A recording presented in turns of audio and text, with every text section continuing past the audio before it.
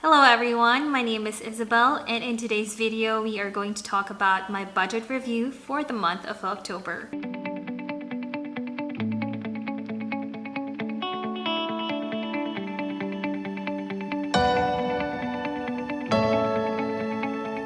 Hello everyone, and welcome back to my personal finance channel, Your Friendly Budgetarian. So a couple of changes. One is October was my first debt-free budget with me video, and so I'm very excited, but at the same time I did spend quite a few money for traveling, and because we had a couple of my fiance and I had a couple of travel for like this last quarter of the year, and so you will see it all in my budget. So without further ado, let's get started. All right, so for my October income, there's really not much that changed. So now I'm also, one new thing about my videos that I'm gonna just try to round them up to not including the cents number, basically. So for my first paycheck, it was $2,860.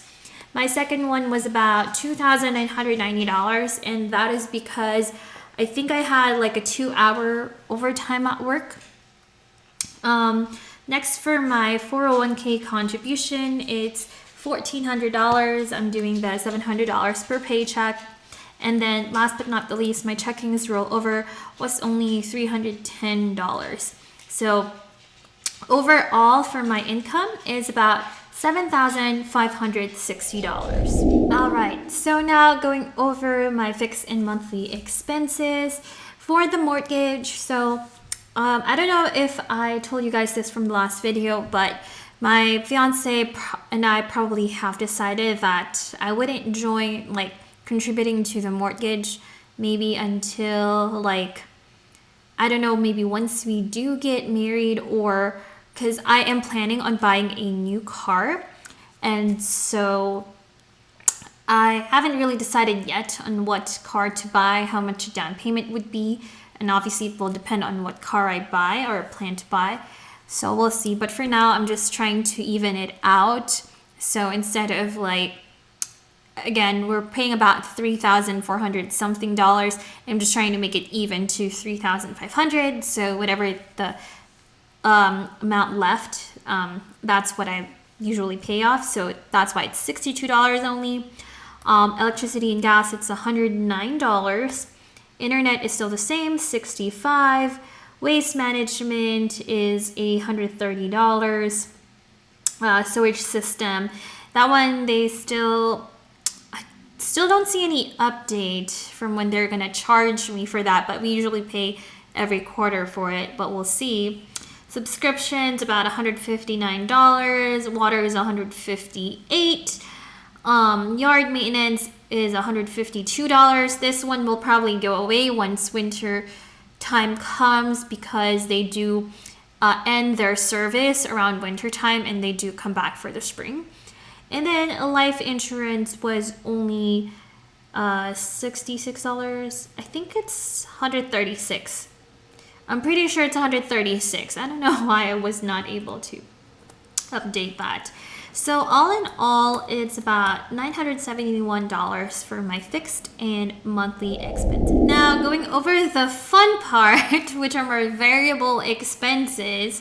So grocery is $699. And I think part of it was we kind of had to replenish some household items or household stuff. So that's why it's like that. But actually, recently, we've been getting pretty good with our food, because my fiance has some drug rep lunches or slash dinners at work, and that are free food. And then, of course, there's like leftovers, so sometimes he brings home some leftovers, and that's what we just eat for dinner. So yeah, I think this is more for because of the household items that we had to replenish. Housing is $197. Personal is $626. I know I was definitely spendy I was in a spendy phase since I paid off my loans. I would say it started back in September and also in October, but because I wanted to, spend for me, and then the things that I wanted to do once I become debt free, some of those obviously I had to pay, like my piercing and all that stuff, which is fine. Again, it's not like I'm gonna be spendy all throughout, the rest of the year, but I'm just giving myself some grace, and yeah, I'm okay with that, basically. Medical and health, nothing. Transportation, nothing. Eating out, only $121. And donations, $255. This one I'm totally fine overspending. Travel, $717. This is because of I think our trip we went to Vegas to visit my friends, and my fiance had to do an event there, and then we also spent some food, which is totally fine. Car insurance, $366. That's for the basically the next 6 months. Miscellaneous, $57. And then last but not the least, liability insurance. This is more for my work because I'm a pharmacist. I have to provide some liability insurance, and this is for a year, so that's $151 for like the rest of the year. And so my total for variable expenses is $3,189. All right, so one of the fun parts of my budget is my investment/retirement. And as you can see, it's kind of peeking through, but I'm not going to be showing any of the debt section until I actually have a true debt. Credit card, I do not consider because this one I do pay off every month. It's only when there's like slight leftovers, but even then I'm not going to include it anymore. Maybe once I have my car payment, then I will include it here, but other than that, I'm not going to be using that column anymore. So for my investment, sinking funds, I am so definitely happy with this. So I only budgeted $400, but I actually was able to provide or contribute $1,500. And you guys will see later of the breakdown for that. Brokerage account and crypto, again, I'm not going to be doing any, or at least for the rest of the year of 2022, I'm not going to be contributing any of these because, again, I have some stuff that I'm saving up for, which is my car. For my IRA, I'm so happy because I was able to contribute $650 for the month of October. And even though technically there was slight difference with my budgeted, and it's because of the sinking fund, so I'm okay with that. HSA, I was not able to contribute anything to that. TSP, this one again for my retirement or for my 401k basically. So that one is $1,400, which means it was a total of $3,550, which is over than what I have budgeted for. All right, so now with the last portion of my budget is my sinking funds. I'm so happy that I'm able to contribute to this now. So travel fund, I didn't put anything, and I don't have anything in there right now. I just wanted to put it out there just so I can be reminded that,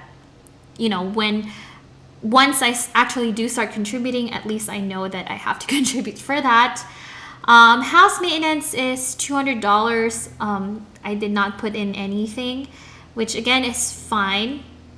The only thing that we really need to plan for is the garage roof repair, which I'm so happy that it was already repaired.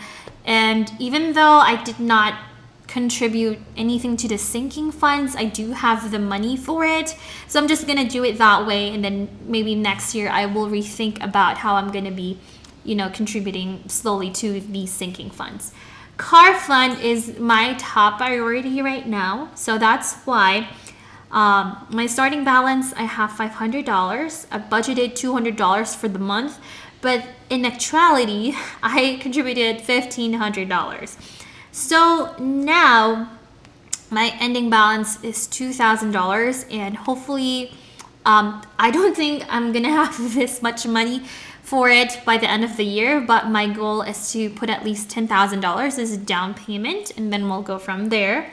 Christmas, I know it's gonna be coming in, and it's already the month of November, but I don't have anything for this, but it's okay. I mean, again, I'm just probably gonna contribute like my paycheck for it for my next paycheck, basically, for this one. And then HSA fund, this one is not necessarily part of my sinking funds from this, but I just want to put it here so I can monitor how much I have to contribute. So my starting balance is at $2,316. I budgeted $460, but the only amount that was put in was $75, and this is coming from my employer because they do contribute $75 every month. And so my ending balance is $2,391, which means that I only have, let me pull up my calculator in here. I only have $1,259 left to contribute for the rest of basically the tax season, or until, April of next year. So all in all, I contributed about $1,575 for my sinking funds. So last but not the least, just to show the comparison with my budgeted breakdown in my actual breakdown, my fixed expenses were actually quite less. So I'm super, super happy about this, that my savings was much more, almost at 50% actually. Okay, to be honest with you though, I did not realize there were still some left over from my credit card. So I would say for the month of November, for my November budget review, you guys will probably see that the savings has decreased, which is fine. My variable expenses, as always, this definitely has increased since I paid off my debt, which again, totally understandable. I know that there's a lot of reds in here since, I was debt free. But again, this is more because my fiance and I decided to travel more for the last quarter of the year. And I have spent a lot more with my, personal expenses. Again, I'm just giving myself some grace, but for sure for next year, there's so many things that I want to show you guys. Now we're actually planning for our wedding. And then I'm also planning to buy a car. I don't know if we're going to do some house renovation. We'll see about that. And of course, who knows? Might be a baby. I don't know. I mean, I'm not saying I'm pregnant. I'm just saying that, there's lots of things to look forward to for the next year. And I'm really, really, really excited about that. Also, once again, I do apologize. This is just a voiceover video. I tried to film, but unfortunately, I didn't realize that my batteries run out. So yeah, anyways, if you guys would like to watch more videos on how I do my finances, please like this video, subscribe to my channel if you haven't already, and click the notification bell so that you guys will be notified as soon as I upload my next video. And so with that said, hope you guys have a fantastic day, and I will see you guys in my next one. Bye!